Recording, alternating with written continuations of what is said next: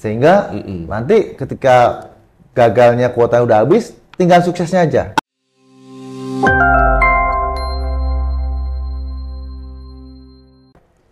Assalamualaikum warahmatullahi wabarakatuh. Waalaikumsalam. Terima kasih kita berjumpa hari ini. Di hari yang menarik kita akan membahas tentang kewirausahaan bersama rekan dan partner guru saya juga ya dari Kemenpora, yaitu ada Pak Dr. Insinyur Hendro Wicaksono yang akan memberikan tips-tips bagaimana peluang usaha, cara kewirausahaan, dan bagaimana pendampingannya. Nah, ini rekan-rekan semua harus stay tune terus di podcast Institut Setiami. Bersama saya, Heru Sudinta, kita mulai podcast hari ini bersama Kemenpora. Terima kasih. Teman-teman, ini ada Asisten Deputi Kewirausahaan Pemuda, gudangnya wirausaha. Nah, kalau teman-teman selesai kuliah, pengen punya usaha, ya, bahkan ingin kembangkan usaha, ini kesempatan untuk rekan-rekan menggali semuanya dari narasumber kita. Sudah ada Pak Dr. Insinyur Hendro Wicaksono. Kita beri tepuk tangan untuk Bapak Hendro. Ya.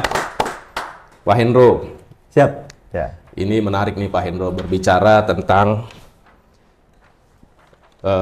kewirausahaan. Ya. Everything is usaha. Kita kalau nggak usaha ya nggak hidup sebetulnya. Betul. Kan. Setuju. Tetapi usaha itu saya setuju dimulai dari masa muda. Betul sekali. Nah, makanya saya sangat apresiasi sekali ketika ada Kemenpora ya, ikut sumbangsih memajukan negara lewat pemuda dengan usaha. Betul. Ya. Nah, pertanyaan di awal nih Pak Hendro ya. Ini untuk teman-teman yang penasaran nih. Ya. Ini kebanyakan nih Pak, mahasiswa bertanya bukan karena kurang kemampuan, tetapi ingin memastikan kemampuannya sejalan nggak nih dengan pengalaman, dengan pengetahuan, bahkan dengan expertnya seperti Pak Hendro gitu ya. Pertanyaan pertama nih Pak, apa sih Pak peran asisten deputi di bidang kewirausahaan ini di Kemenpora terhadap pemuda nih Pak? Ya, makasih Mas Heru atas pertanyaannya, karena memang ini sangat di kesempatan podcast yang bagus ini saya sampaikan bahwa di kewirausahaan pemuda di Kemenpora, Kementerian Pemuda dan Olahraga, salah satunya adalah untuk menumbuhkan minat ya, anak-anak muda atau pemuda 16-30 tahun untuk berwirausaha ya. Karena terus terang Mas Menteri menghimbau agar menyemarakan ya kalangan pemuda untuk berusaha, berwirausaha, maka kita sebut, Mas Menteri menyebutnya Wiramuda gitu ya. Wiramuda. Ini ikonnya Kemenpora, yang mudah-mudahan Wiramuda ini bisa sukses katanya gitu. Betul. Karena terus terang di kami selaku asisten deputi kewirausahaan pemuda memfasilitasi berbagai program ya. Baik itu edukasi, literasi, dan juga memberikan fasilitasi terkait dengan akses permodalan. Modal akses, ya. Nah, tadi yang sampaikan Mas Heru ya, artinya kita modal, namun terus terang bahwa modal bukan segala-galanya. Betul. Tetapi rupanya untuk menjadi wiramuda yang sukses, kalau kami banyak mendengarkan praktisi-praktisi yang sudah berhasil sukses dan menjadi miliarder, itu ada 4, Mas Heru. Pertama adalah berani mimpi.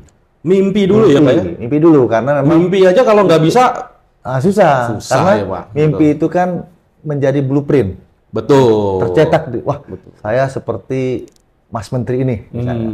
Mas Menpora atau Mas Menteri Dikbudristek, Nadiem Makarim, mudah-mudahan semua tuh. Mas Menteri Sandiaga Salahuddin Uno, Mas Menteri Erick Thohir, misalnya. Itu masuk deretan orang sukses dan orang terkaya di Indonesia tuh, Pak. Betul. Ya kan? Dan juga termasuk miliarder-miliarder lainnya tentunya. Nah, luar biasa. Nah, ini menjadi harus memimpi. Saya akan seperti itu. Karena dengan seperti itu, maka mimpi inilah yang akan mencetak dia, menunjukkan bahwa saya akan menuju ke sana. Gitu. Setuju, Dari situ setuju, maka setuju. perilaku-perilakunya, mindset-mindsetnya nggak mungkin dong ketika pengen jadi jutawan atau miliarder, tapi nongkrong-nongkrong, ya, Waduh, ngopi-ngopi ya. doang ya, ngopi Nah. doang ya, atau ngerokok-rokok pinggir jalan gitu. Betul. Nah, wah, kok nggak kayak gitu? Karena mereka memang nggak seperti itu, Tidak kan? seperti itu banget, Betul. gitu. Sehingga ini menjadi satu awalan, harus mimpi, Mimpi. berani mimpi. Mm-mm. Mau jadi siapa? Mau jadi misalnya katakanlah kalau contoh ya, yang sukses dan ini itu kan banyaklah konglomerat dan lain-lain itu. Pasti. Sebenarnya dari pengalaman mereka itu kita tahu bahwa oh kita banyak baca buku juga dan ini wah iya ya ceritanya jejak mereka itu tidak seperti banyaknya orang yang tidak memimpikan itu. Tidak Itu ada santai-santai sebetulnya bukan mereka ya. santai-santai. Bukan, Ya. betul. Nah ini menjadi satu modal sebenarnya.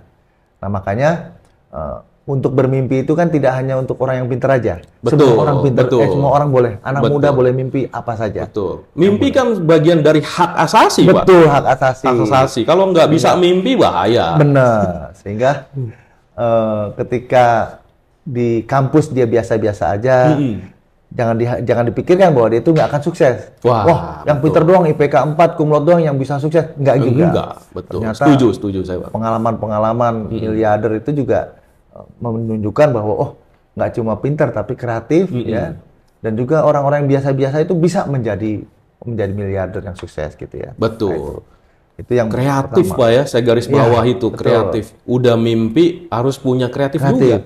Karena dia akan mengikuti jalan yang apa yang dimimpikan. Betul, Terus terang betul. aja apa yang dicontohkan gitu ya. Setuju itu. Nah, itu yang jadi awalan tuh. Satu tuh, Pak ya, mimpi Satu, ya. ya. Mimpi. Saya catat. Yang kedua setelah itu saya dengar-dengar, mereka itu semua untuk menjadi sukses berani coba-coba.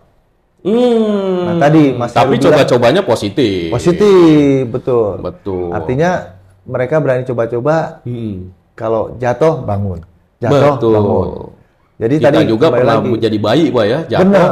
bangun jadi sampai bisa berlari. Ya, betul. Justru bahkan ketika dia jatuh bangun menjadi kuat. Sampai bayi tadi bisa berlari gitu Betul. kan. Cuma Setuju, kalau seandainya setuju. jatuh, diem aja bayinya cuma nangis dong. Nah, Wah. nggak bangun-bangun dia gitu. Betul. Artinya nggak jadi kuat seperti itu. Nah, ini merupakan satu istilahnya pedoman atau prinsip dari orang-orang sukses. Jadi wirausaha sukses ya. Pertama berani mimpi, kemudian berani coba-coba. Coba-coba. Terus terang aja dengan coba-coba akan menjadi kuat. Betul. Tadi yang seperti Mas Heru sampaikan, betul.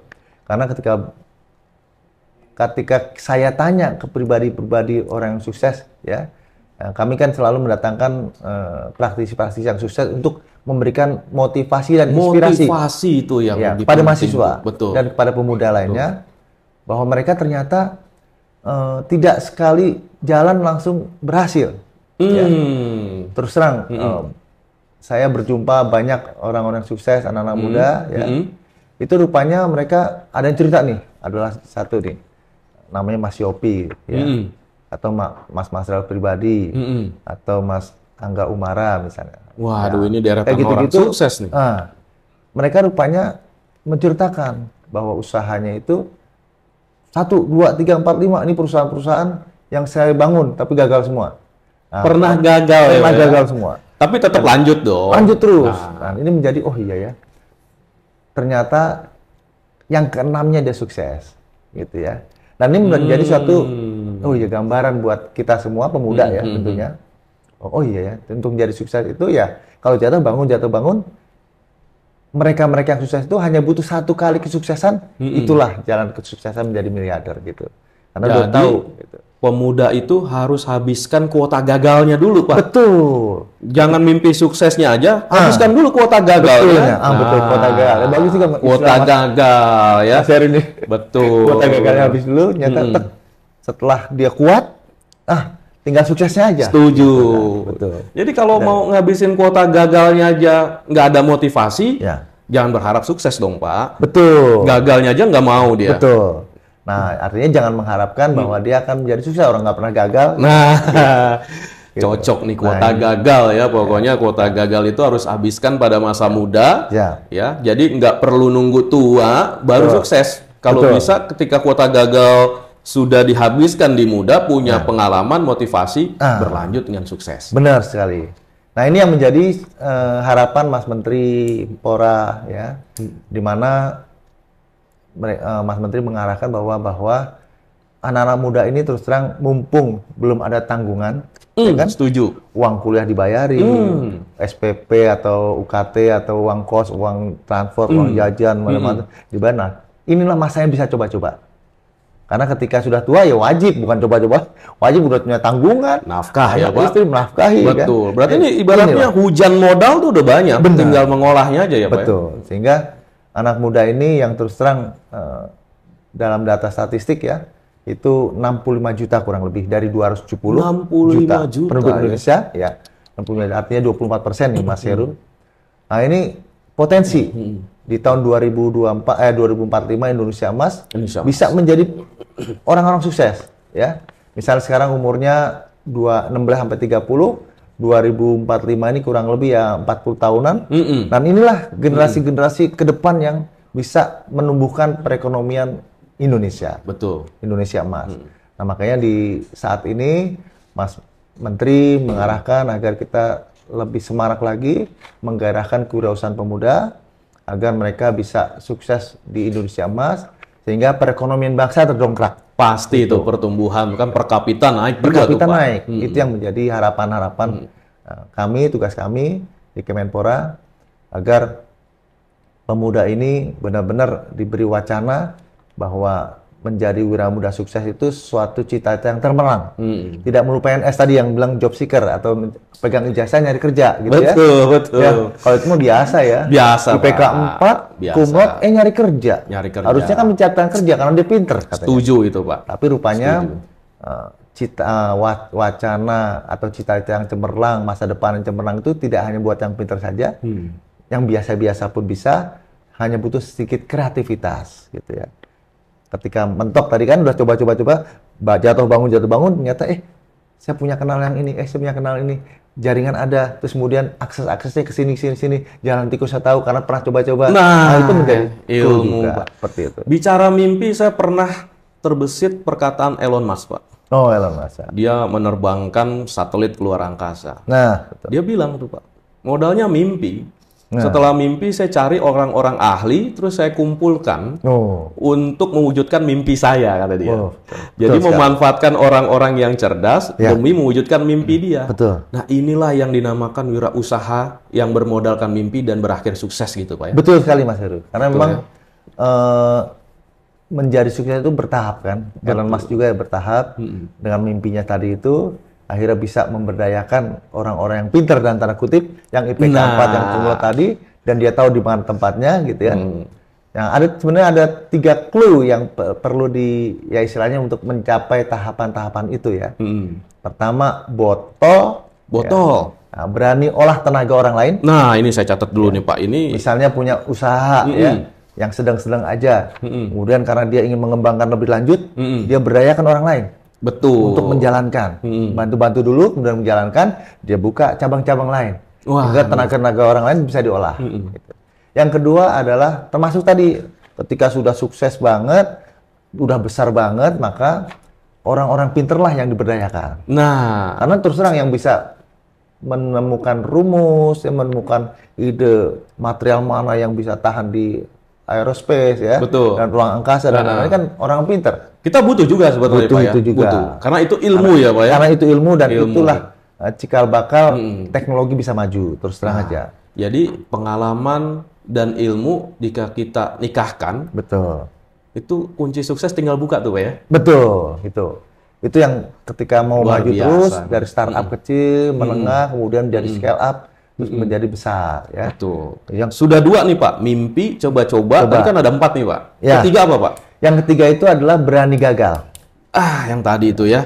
Kuota Sehingga, gagal kita harus habiskan sedini mungkin. Sehingga nanti ketika gagalnya kuota udah habis, tinggal suksesnya aja. Asik terus itu, Pak. Asik. Dengan jatuh itu kan dia pengalaman, Pak. Betul. Jatuh bang, jangan kayak gitu ya berarti jalannya. Oh, lari jangan kayak gitu, harus begini. Betul. Oh, sebaiknya kalau di situ pakai off-road, jangan pakai mobil yang biasa kan gitu.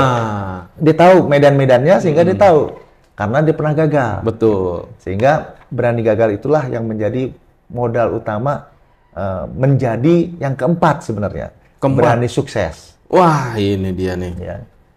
Berani sukses ini menjadi salah satu modal utama bahwa dia kalau sukses, dia akan begini mencapai tingkat klimaksnya. Gitu. Karena tentunya ketika dia sukses, berbasis dengan kegagalan tadi, maka tentunya dia tahu pengalaman yang lalu jangan diulangi. Pengalaman dia harus guru ya. Termahal ya Pak ya? Termahal. Pengalaman. Setuju saya tuh Pak. Betul. Terkait dengan sukses, maka dia harus mengembangkan terus ya, berbasis kegagalan itu dia siap menjadi sukses. Karena dengan modal prinsip berani sukses itu, maka dia terus ya berpedoman pada mindsetnya dia. Perilakunya baik dan tidak pernah makan modal misalnya kan. Nah, makan modal ini ya. Kalau kecil misalnya kan, udah modalnya sekian, modal pas-pasan ya. Ternyata untuk kebutuhan, wah dia makan tuh modal. Dimakan lagi. Berarti ada unsur disiplin. Disiplin. Mindset yang bagus, yang baik tadi, perilaku yang baik tadi menjadi utama juga berdasarkan dari kegagalan-kegagalan, sehingga dia berani sukses untuk bisa terus melanggengkan, sustain atau berkelanjutan kesuksesan tersebut. Ya, anak muda sekarang jangan adu gengsi soal kekuatan, ketenaran, tawuran. Ya, kalau mau adu gengsi sukses dong. Ya, betul. Gitu, kan? Betul sekali. Betul gitu ya, Pak ya. Jadi mau cari apapun kalau kita sudah sukses itu akan lebih mudah. Betul. Dibandingkan kita baru mau mulai, baru niat mau mulai. Mimpi aja nggak berani, Pak. Ini yang bahaya nih, Pak ya. Betul, Mas Heru. Setuju saya. Karena memang terus terang aja, kalau sudah bermimpi, ya berani coba-coba, terus dia berani gagal dan juga berani sukses. Maka terus terang, tadi berani olah tenaga orang lain itu menjadi satu langkah pertama juga, ya sebelum dia berani olah dana orang lain. Karena franchise itu kan dana orang lain. Dana orang lain. Dia diolah. Ya, atau license lah. Betul. Atau ya istilahnya bagaimana dana-dana dari perbankan bisa dia raih untuk mengembangkan sukses dia. Nah, itu seperti itu menjadi langkah-langkah yang utama dari berani olah tenaga orang lain, berani olah dana orang lain. Dan satu lagi, ketika dia ingin menjadi yang lebih besar lagi, maka dia berani olah bisnis orang lain. Namanya bobol ya. Waduh, tadi botol, sekarang bobol. Ya. Wah, ini botol, bodol. Wah, artinya, bobol. Dia harus berkolaborasi dengan bisnis orang lain, karena mereka mungkin ingin merger atau ingin diolah oleh kita supaya sesukses kita misalnya. Nah, dia harus berkolaborasi terus, nggak bisa dia sukses sendirian, ya. Dan ini korporasi ini menjadi satu langkah-langkah di mana kesuksesan itu bisa diraih dengan lebih besar lagi daripada hanya sekedar mengolah dana orang lain. Setuju, berani Pak. olah dana orang lain. Setuju. Nah, ini menjadi satu ya istilahnya trik-trik dan tips ya Mas Heru ya. Betul. Ya, jadi rekan-rekan mahasiswa ini sudah ada 3 poin nih. Nanti kita bikin grafisnya di sini. Ya, pertama botol. Apa Pak botol, Pak? Berani olah tenaga orang lain. Berani olah tenaga orang lain. Jadi tenaga orang kita olah. Ya. Untuk menunjang kesuksesan. Ya. Yang kedua nih grafisnya bodol. Ya. Nah, berani olah dana orang lain. Berani olah dana orang lain. Dari PT Pegadaian, dari BRI dan lain-lain semua ya kita olah. Dananya punya orang, kita yang olah.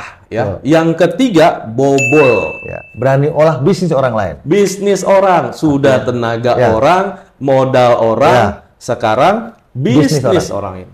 Artinya mereka ingin berkolaborasi dengan kita, ingin sukses seperti kita. Nah, itu menjadi satu tingkatan yang maksimal menurut saya ya.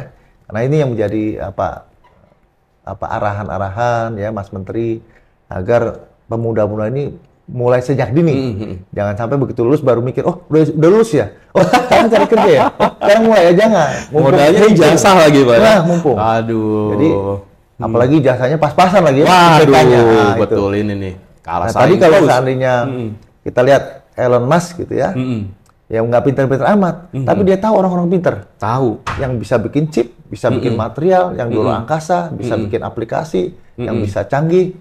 Dia mau manfaatkan botol tenaga orang lain. Betul. Karena dia tahu dokter ini, profesor ini, bisa kerja nih. Nah, gitu. Dia menggunakan bobolnya, bodolnya Ya. dari Bitcoin. Iya, betul. Nah, Betul, seperti itu. Jadi dana orang diolah lagi. Olah gitu, lagi, Pak, ya. betul. Nah, ini ada yang kita sambung menarik, Pak. Terus bagaimana sih, Pak, ya, kaum muda ini mengakses informasi ya? Kalau saya yang mungkin udah nggak muda, tapi saya selalu searching ya. Ketemu websitenya Kemenpora, ada pendidikan kepemimpinan, ada Wira Muda, Ya, betul. ya kan, terus ada Wira Usaha. Terus saya baca tuh, Pak, ada di website namanya siapa, Wira Muda Jember. Wah, itu inspiratif juga tuh, Pak, ya. Ya. Nah, jadi memang wira muda yang kami hadirkan untuk memotivasi dan inspirasi mahasiswa atau pemuda itu adalah praktisi yang sudah sukses, dalam tanda kutip ya, artinya agar mahasiswa atau pemuda itu bisa mendengar, oh kayak gitu ya. Ada lagi yang katakanlah inovasi-inovasi yang mungkin tidak kepikiran gitu ya, tapi menjadi awal usaha dia menjadi sukses. Misalnya katakanlah pembatik di Palembang gitu, batik Sasirangan ya, dengan metode limbah gambir, pewarnanya natural itu. Nah, kayak gitu-gitu, oh iya ya, akhirnya sukses dia. Nah, setelah lulus kuliah, ya bersama suami mengembangkan perbatikan di Sumatera Selatan. Ada lagi macam-macam. Padahal sebenarnya dia itu meriset, dan tanda kutip merisetnya itu ya riset yang bukan high tech, tapi mencoba, mungkin dia sebut riset gitu ya. Dan ini menjadi suatu inspirasi buat mahasiswa, pemuda. Oh, rupanya untuk sukses itu kita berani coba-coba. Jangan diem aja, oh gini. Ya cukuplah membaca gitu ya. Tapi tetap harus mencoba. Mencoba, habiskan kuota gagal, berani sukses. Betul, seperti itu Mas. Tetap harus mimpi dulu ya, Pak, ya? Mimpi dulu, kita mau jadi apa? Oh, mau jadi seperti ini gitu. Atau mau jadi seperti ini, orang sukses seperti ini. Monggo. Saya pernah ketemu, Pak, seorang pengusaha. Terus dia juga seorang akademisi. Saya tanya, ini yang menentukan sukses Anda akademisinya, ilmu pengetahuan, atau pengalaman usahanya, gitu kan? Terus dia jawab, di Indonesia, bukan di Indonesia sebetulnya, di diri kita itu ada 2 M di jari kita nih, Pak. Nih garis tangan kita M, kanan M, kiri M. Iya betul ya. Iya kan? Betul. Dia katakan tuh pada saya, ini money. Kanan, ini manajemen. You punya money, nggak punya manajemen, nol. You punya manajemen, nggak punya money, nol. Jadi you harus kolaborasikan money dan M. Wah, itu saya kaget juga tuh. Inspirasi. Wah, ini harus kita tularkan ke pemuda-pemuda di Indonesia, bahwa prinsip orang yang sukses itu jangan jauh-jauh dulu. Betul. Itu kan bagian dari mimpi ya, Pak, ya. Betul. Ya. Terus Bob Hasan, Bob Sadino. Ya. Saya nggak punya modal. Kalau dengkulmu saya beli 1 miliar, saya copot, mau nggak? Enggak. Berarti kamu udah punya 1 miliar. Ya, gitu. Jadi tuh anak muda kadang-kadang harus dikasih gambaran analogi itu, Pak. Betul. Ya. Nah, ini pendidikan apa aja sih, Pak, yang ada di Kemenpora yang disediakan? Iya.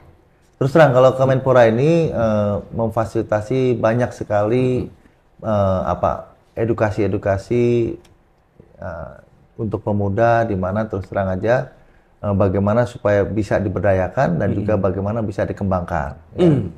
Karena ini menjadi satu arahan Mas Menteri juga, bagaimana nih desain kepemudaan secara nasional, ya. Juga selain juga desain besar olahraga nasional, ada DEBON. Nah, sekarang DBKN, desain besar kepemudaan nasional. Kepemudaan nasional ya. Pak, ya. Ini sedang dipikirkan supaya pemuda ini yang tadinya jumlahnya kan kita tahu saat ini 65 juta. Nah, ketika 2045 menjadi Indonesia emas, itu mereka akan menjadi leader-leader, pemimpin-pemimpin atau pengusaha-pengusaha sukses gitu ya di bidangnya masing-masing.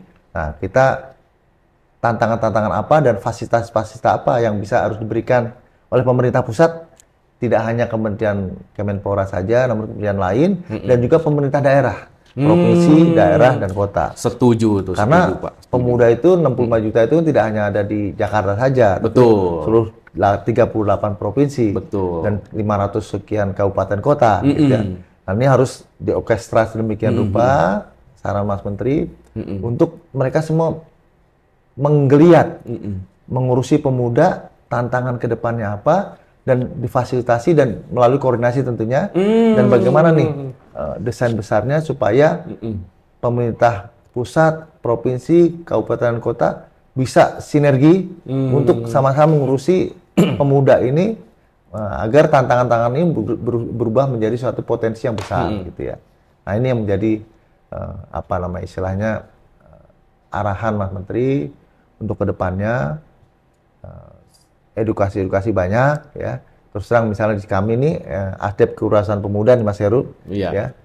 Salah satunya adalah kuliah kewirausahaan pemuda, kemudian penumbuhan minat wirausaha muda di berbagai lokasi betul. Nah, terus terang juga kadang-kadang kami diamanahi juga bagaimana nih, jangan pemuda yang menengah saja yang difasilitasi, namun pemuda yang ke bawah, artinya yang pemuda miskin ekstrim. Setuju. Apalagi arahan Pak Presiden, ya pemuda miskin ekstrim ini tahun 2024 harus 0. Dan bagaimana nih ASDEP Kewirausahaan Pemuda bisa mengakomodir pemuda miskin ekstrim ini di berbagai daerah untuk turut tumbuh minatnya dari minus menjadi 0, kemudian naik, kemudian berani coba-coba. Gitu. Betul. Itu yang menjadi salah satu ya tentunya. Dan kemudian juga ada ke depan program-program yang harus melibatkan pemuda di berbagai event, artinya nasional maupun internasional terkait dengan kewirausahaan muda agar pengalamannya banyak. Terus terang melihat pengalaman internasional misalnya, oh kayak gitu startup yang bisa sukses ya, oh kayak gitu teknologi yang dipakai, oh begitu kompetensi yang dibutuhkan ya, kayak gitu. Selain itu juga bagaimana meningkatkan kompetensi secara nasional. Tentunya ini menjadi program-program di ASDEP Kewirausahaan Pemuda. Luar biasa ya Pak ya. Menumbuhkan minat, juga partisipasinya itu di bidang kewirausahaan itu harus ditingkatkan dengan berbagai program. Ada juga nih usulan Mas Menteri terkait dengan live commerce atau e-commerce ya. E-commerce Pak, digital ya, berarti Pak ya? Digital. Masuk digital. Karena memang tadi yang saya sampaikan, ke depan itu kan semua serba digital, terus terang aja. Iya. Untuk teknologi Indonesia industrial revolusi industri 5.0 ya. Di mana semua itu serba digital, bahkan taksi pun udah katakanlah driverless lah ya gitu ya. Iya. Penuh navigasi dan juga semuanya serba online. Nah, ini tantangan-tantangan itu harus kita perkuat literasi kepada pemuda. Bagaimana berusaha supaya bisa sukses dengan fasilitas-fasilitas yang ada. Tadi money and management. Mungkin money bukan yang utama, tapi bagaimana pengetahuan dan manajemen ini dia bisa antisipasi. Betul. Dengan digital. Betul. Kan kita dengar ya di media Tanah Abang banyak yang tutup nih kios-kiosnya gitu ya. Ya, tentunya kita pemuda-muda harus melihat trennya seperti ini ya. Oh, trennya sudah serba digital ya. Oh, orang udah jarang ke mall ya. Oh, seperti literasi itu yang harus tumbuh di pemuda. Oh, rupanya kita untuk mengantisipasi.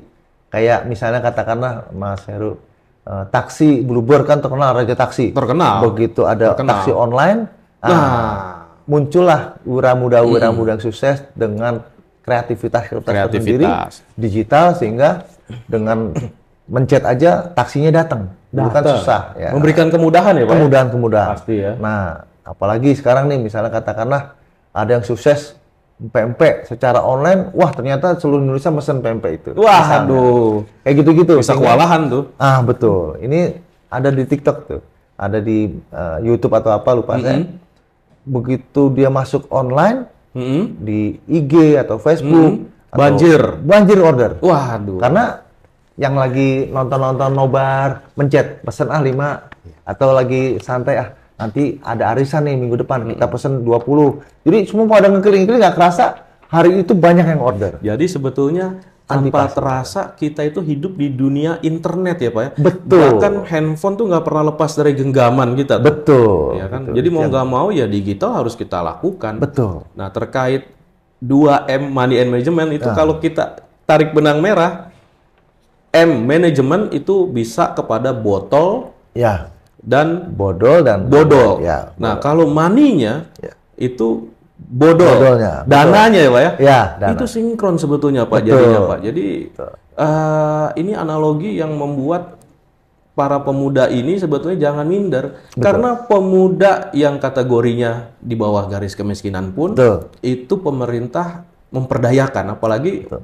Mas Menteri ini termasuk golongan tokoh muda ya Pak ya? Betul Ya, sekali. jadi nggak ada lagi lah di istilahnya, aduh muda takut kalah saing sama yang tua karena kalah pengalaman. Ya Betul. Menpora kan memberikan akses kan, Betul memberikan sekali. pengalaman. Betul. Ya.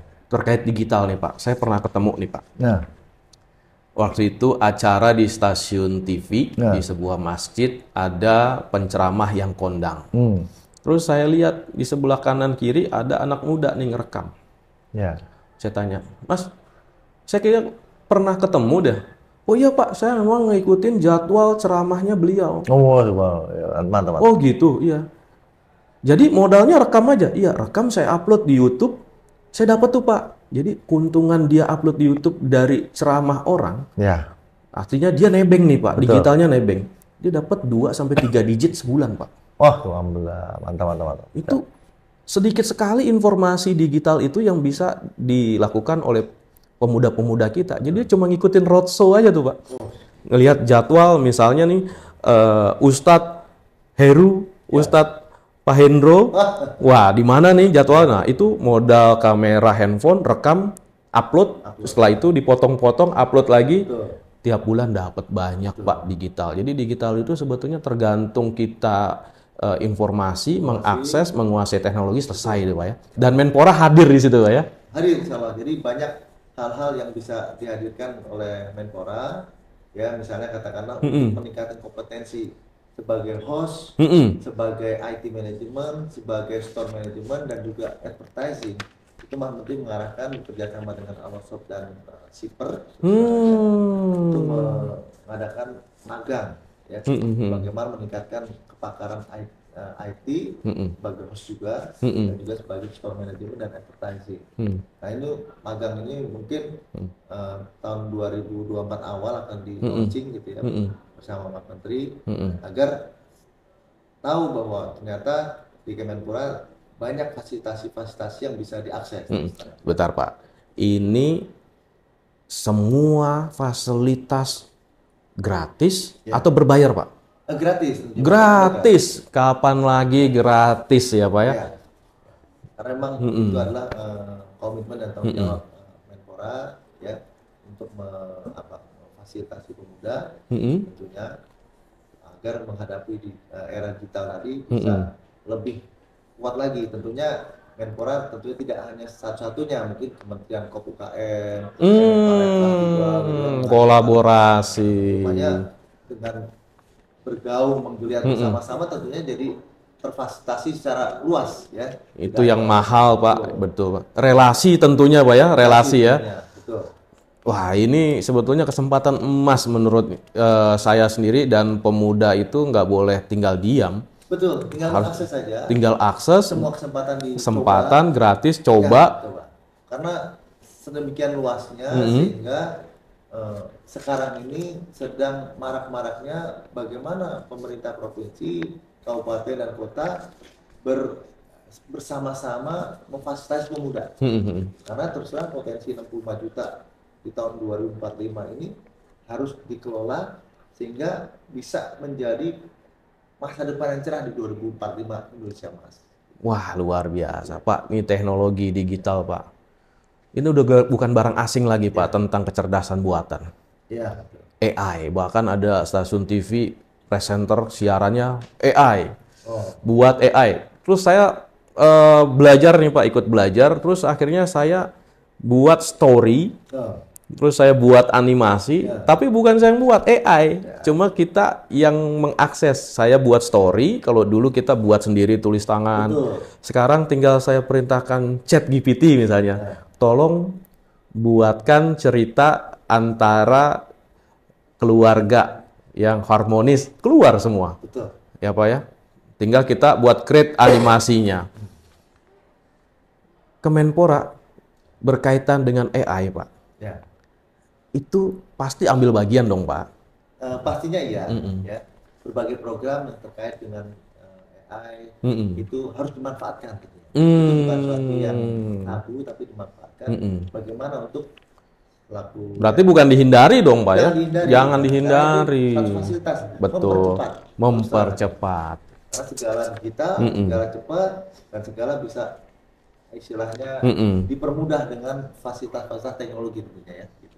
Tadi money dan manajemen. Money manajemen 2M. Tapi kita tarik Pak, sekarang botol, bodol, sama bobol. Bobol. Ya, itu kembangan dari 2M tuh, Pak. Betul.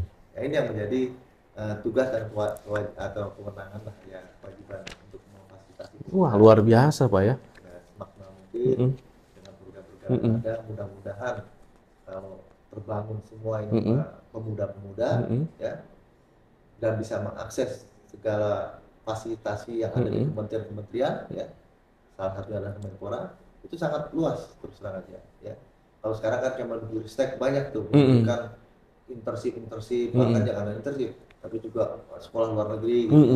Nah, Kemenpora di sisi yang lain juga berkolaborasi dengan Kemendikbudristek. Bagaimana nih magang kewirausahaan pemuda bisa saling berkolaborasi untuk mahasiswa tapi. Waduh. Nah, ini menjadi satu peluang. Jadi tidak ada lagi, wah gimana ya? Ya yang penting tadi berani coba, ya mengakses, lolos. Kalau gagal bangun, maka menjadi sukses. Berarti sosialisasinya tuh mulai dari tingkat SLTA tuh udah mulai itu Pak ya? Mulai. Ya. Mulai. Karena mereka tuh sebetulnya wirausaha awal, ada yang suka utak-atik mesin, tuh sebenarnya dia bisa buka usaha perbengkelan, modifikasi, segala macam ya. Itu yang betul. Tapi saya ingin sekali nih Pak ya memberikan saran kepada Kemenpora nih. Diundang juga tuh Pak, setiap daerah wajib mengirimkan pemuda sukses yang nantinya akan menularkan kepada pemuda yang belum sukses, yang masih bermimpi di daerahnya. Gitu. Jadi Kemenpora hadir di daerah Pak. Jangan di pusat aja nih. Ya betul. Gitu. Jadi gini Mas Heru, sebenarnya yang tadi saya sampaikan, kuliah-kuliah pemuda ini ada di 36 kampus yang ber-MOU dengan Kemenpora. Wah. Tambah lagi penumbuhan minat di berbagai daerah. Ya. Termasuk Institut Stiami nih Pak ya? Ya, Stiami. Promosi dikit, ya kan Pak? Di daerah-daerah itu juga kami berusaha ikut selalu hadir, menghadirkan wirausaha muda yang sukses. Terus terang aja, karena yang sukses, anak-anak muda yang sukses itu menjadi motivasi dan inspirasi. Wah itu, ya. Betul Pak. Kalau seandainya itu kita lakukan terus, maka akan tergerak anak-anak muda untuk mimpi, berani coba, berani gagal tadi. Ya. Mumpung dia muda, belum punya tanggungan. Ya. Dan ini menjadi satu program-program ya tentunya.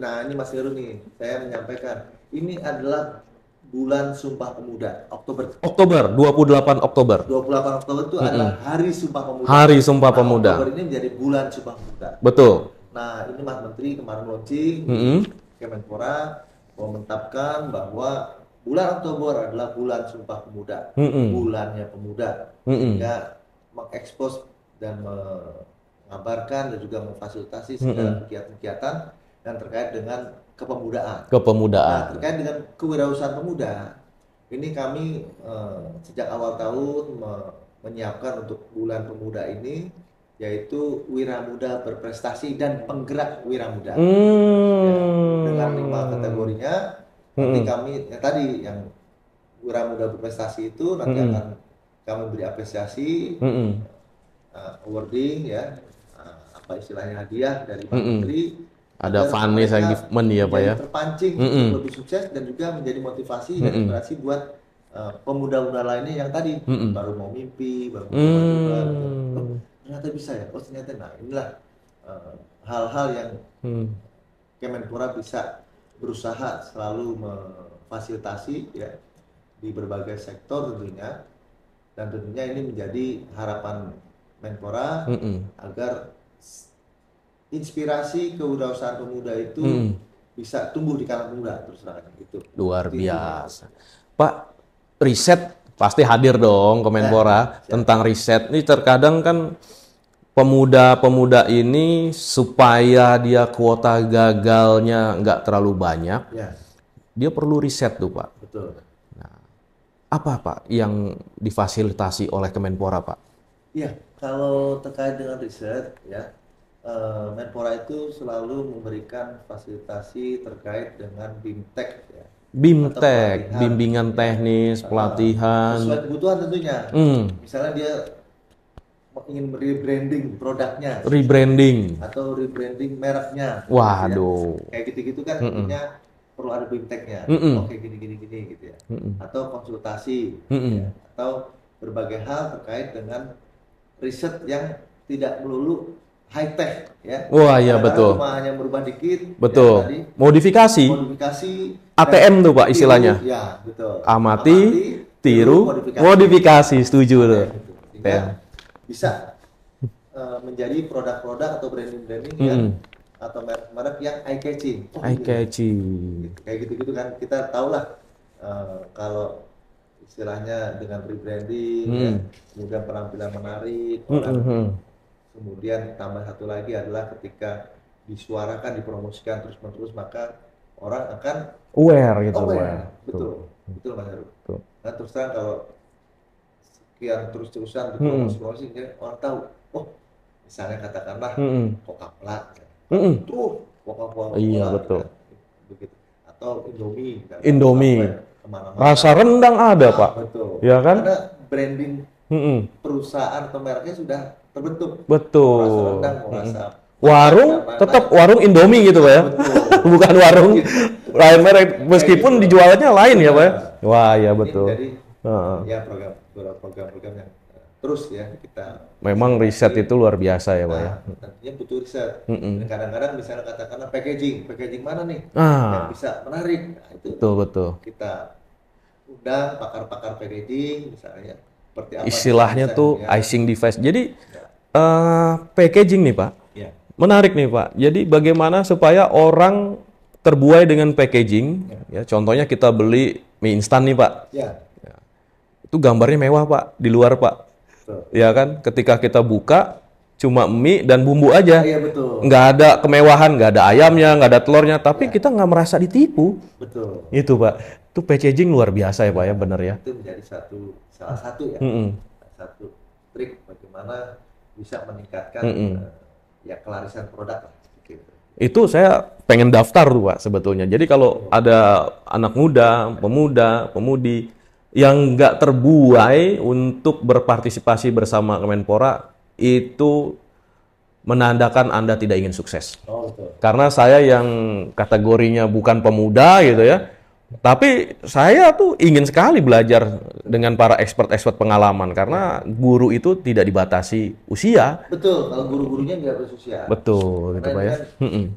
Tadi terkait dengan riset, mereka udah meriset lama, tahu teknologinya, kita undang untuk memberikan sharing, knowledge sharingnya. Kalau kita sendiri kan akses nggak ada Pak, kalau nggak ada Menpora dong. Iya, sebenarnya. Sulit ya Pak ya? Ketika tahu kebutuhan, kita tahu siapa yang bisa. Nah, itu yang harus itu yang luar biasa tuh, betul. Dia nggak bisa bikin chip, ya dia tahu yang profesor mana bisa. Nah, itu botol ya. Saya hafal nih Pak. Pokoknya saya aja baru beberapa waktu ketemu dengan Pak Hendro, udah banyak ilmu yang saya serap dari Pak Hendro tuh. Ya. Yang penting kita sharing terus Pak. Ini kita juga Mas Heru, saya juga banyak belajar dari pemuda-pemuda yang sukses. Jadi bagaimana kesempatan yang Mas ini di podcast ini saya bisa berbagi. Karena saya setuju. Dari itu makanya simpulkan hal-hal yang bagaimana mereka menjadi sukses. Betul. Karena memang saya melihat Kemenpora memfasilitasi bagaimana pemuda belajar R&D, Research and Development. Saya pernah ketemu tuh Pak seorang PR. Apa sih prestasi Anda sampai digajinya mahal gitu kan? Loh, saya itu melakukan riset Pak Heru. Riset apa? Pak Heru, bagaimana saya meriset mengenai pembalut. Itu pembalut nih Pak. Pembalut bisa ada sayap, itu dari sayap, dari riset Pak. Karena apa? Kebutuhan. Nggak mungkin tuh, dari dulu pembalut kan gitu. Tapi sekarang ada sayap, mungkin besok ada ekor, kan kita nggak tahu. Namanya R&D ya Pak, riset. Nah ini saya harus banyak belajar di Kemenpora nih Pak. Nah berkaitan tentang tantangan nih Pak. Ya. Bicara, kalau kita berbicara kesuksesan itu mungkin mimpi manis. Sekarang kita berbicara bagaimana memanajemenkan kegagalan, Pak. Oh. Bagaimana menurut Pak Hendro kegagalan itu? Ya sebenarnya kegagalan itu kan sesuatu yang terus terjadi pada kehidupan kita. Terus terang aja, ketika sekolah pasti pernah nilainya kecil gitu, pernah kuliah juga pernah remedial, terus selalu hal-hal kehidupan sehari-hari kita ada kegagalan. Jadi memang kita itu memang hidup di dunia kegagalan ya Pak ya? Betul. Terus kenapa harus takut gitu ya? Benar, kenapa harus takut? Betul, itu setuju Mas Heru. Artinya dengan memanage pribadi masing-masing, oh iya, kenapa mesti takut ya? Kan kita tiap hari juga gagal. Betul. Katakanlah pengen mencoba ini, ditolak. Mencoba ini ditolak. Ada Mas seorang sukses juga, ketika dia ingin menjadi seorang guru, ya, dia melamar di 30 SMK atau SMA, gagal semua. Tetapi rupanya dia ditakdirkan untuk jadi pengusaha. Awalnya dia disuruh oleh orang tuanya guru karena mungkin bisa mendidik, bisa menanamkan ilmunya, ya, mungkin supaya bisa membesarkan orang lebih pintar dari dia gitu ya. Betul. Dia lamar 30 SMK, 30 SMA, gagal semua. Ya mungkin dia pikir-pikir apa karena postur saya, apa karena nasib saya. Nah, tapi ternyata ketika dia jalani, oh yaudah saya usaha deh, sukses. Sekarang dia punya 10 perusahaan. Luar biasa Pak ya. Menyuruh kita melangkahi atau melalui jalan lain sehingga bisa sukses. Tidak perlu apa yang kita pikirkan. Jadi guru itu akan berhasil enggak? Tolak semua. Gitu. Betul. Berdasarkan itu maka kita melihat dia 30 kali melamar jadi guru gagal terus. Bayangkan ya, padahal dia pengen bisa hanya mewujudkan mimpi dia, ternyata mimpi dia enggak itu. Bisa aja mimpi dia yang lain. Oh ditakdirkan menjadi pengusaha. Sekarang udah punya 10 perusahaan kayak gitu-gitu. Artinya untuk pegawainya. Wah luar biasa ya Pak. Nah, kayak gitu-gitu tuh tadi kegagalan itu adalah hal yang biasa. Jangan putus asa, kalau jatuh bangun lagi agar kita lebih kuat. Ini yang perlu dimotivasi nih anak muda nih Pak. Tidak menjadi guru bukan menjadi suatu kegagalan atau kekecewaan berat. Bahkan dia sekarang menjadi pengusaha sukses kan. Betul. Ya kita nikmati saja. Betul. Itu menjadi modal. Kekuatan, tangguh. 1 kali, 20 kali, dapat 30 kali. Tolak, jadi tangguh, jadi kuat. Betul, setuju saya Pak. Setuju. Karena saya ingat Thomas Alva Edison harus menelan 5.000 kali kegagalan. Terus kalau kita hanya 50 kali kegagalan, kenapa harus mengeluh gitu kan? Lagi pula Mas Heru, penting Thomas Alva Edison tadi, Mas Heru bilang Thomas Alva Edison. Rupanya di sekolah ditolak. Wah, karena dia autis. Oh iya. Ketika kita punya anak yang autis, yang fokus, itu bukan berarti dia gagal. Betul, saya setuju Pak. Jangan-jangan dia fokus pada sesuatu sehingga dia bisa menemukan listrik. Betul. Ya gitu. Karena dia fokus. Pikir ini anak menyimpang juga, orang yang gagal nih. Jangan. Justru ketika ditolak Thomas Alva Edison itu akhirnya ibunya mendidik. Menyalurkan bakat dia, ngoprek sesuatu, eksperimen. Betul. Bisa menjadi seorang penemu. Betul. Gitu, yang bermanfaat buat kita semua. Kayak gitu-gitu sehingga tidak semua yang IPK 4 yang bisa berinovasi kan gitu. Pasti Pak. Jadi kita harus juga menghargai ya Pak ya.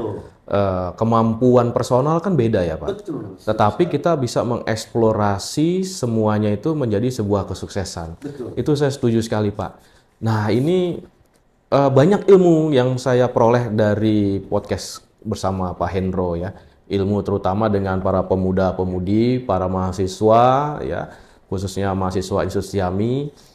Saya ingin tahu Pak, harapan Pak Hendro mewakili Kemenpora, mewakili negara, karena Pak Hendro ini bagaikan corongnya negara nih Pak untuk memajukan wirausaha pemuda. Apa Pak harapan Bapak?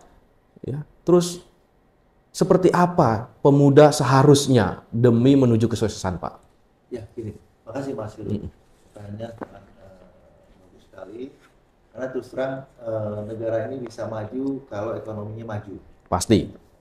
Baik itu dengan sumber daya alam maupun sumber daya lainnya, ya, teknologi dan lain-lain. Nah, harapan kami bahwa pemuda yang 24% dari 70 juta ini bisa mencari atau berkreasi agar membangun perekonomian di saat nanti tahun 2045 Indonesia Emas. Dengan bekal-bekal tadi, makanya Mas Menteri selalu menyarankan kita semarakkan pemuda agar berwirausaha. Apa aja bakat dia, apa aja passion dia, harus kita bina terus.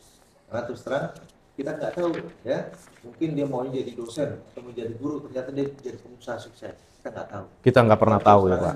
Misalnya katakanlah kalau di YouTube itu saya dengar Cak Lontong misalnya. Awalnya kan ITS elektro. Jadi pelawak. Jadi pelawak, Pak. Nah, ternyata selama dia kuliah, ya, dia mungkin menyerap teknik elektro, tapi kan rupanya bakat dia itu menjadi pelawak yang sukses, kayak gitu. Nah, jadi salah satu wira muda sukses lah, tidak melulu menjadi cari kerja gitu ya. Betul. Kami selalu Kemenpora selalu menggalakkan minat, ya, wirausaha bagi pemuda. Karena terus terang negara maju kalau perekonomian maju, dan terus terang tidak melulu menggantungkan sumber daya alam. Namun bagaimana nih berkreasi, ya, berkreativitas, berinovasi, ya, ATM tadi, amati, tiru, modifikasi. Ya. Semua bisa terbuka jalannya.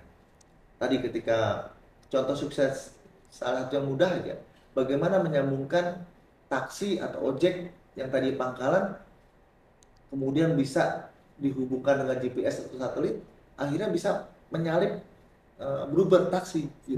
Betul. Idenya ide sederhana. Dan bagaimana berkolaborasi dengan para ahli IT, kita gabungin yuk, ini udah ada handphone, tinggal bisa bikin aplikasi yuk. Gitu. Nah, kreativitas ini dengan pemuda-pemuda saat ini, dengan bekal kompetensi atau pembelajaran selama kuliah, selama sekolah, itu menjadikan dia semakin matang dan diharapkan berani coba-coba tadi. Kalau matang-matang tapi takut coba-coba, nah itu kita tumbuhkan agar mereka berani coba-coba. Coba-coba, luar biasa, Pak. Amanah Mas Menteri, ya, supaya kita terus menggaungkan sehingga bisa tumbuh kewirausahaan di kalangan pemuda. Itu, Mas. Luar biasa, ya. Jadi saya nih sekarang terbesit, ya, bagaimana transportasi bisa berjalan di atas air, kapal laut nih, Pak. Itu kan awalnya mimpi nih. Saya ingin ke pulau, ya, di atas air, akhirnya ada kapal. Karena takut gagal, ya, dipersiapkanlah pelampung. Ya. Sehingga kolaborasi kegagalan dan ketakutan kegagalan dengan pengalaman, sukses kapal itu melaju dengan safety. Betul. Nah, inilah yang menjadi kunci. Nah, sekarang dari podcast ini saya menggarisbawahi kunci sudah tergantung, pintu sudah terbuka. Nah, kalau Anda sebagai pemuda masih enggan melangkah, berarti tanya kepada diri Anda, apakah Anda masih ingin sukses atau tidak? Betul sekali. Ya, banyak sekali ilmu yang sudah disampaikan oleh Pak Hendro, ya, banyak fasilitas yang sudah ditawarkan oleh Kemenpora, dan hari ini itu semua adalah ilmu dan pengalaman yang mahal. Ya, saya Heru Sudinta dan narasumber yang luar biasa, Bapak Hendro Wicaksono selaku Asisten Deputi Wirausaha. Saya tutup podcast hari ini. Ya. Wassalamualaikum warahmatullahi wabarakatuh. Maju terus pemuda Indonesia. Ayo kita tepuk tangan buat Pak Hendro.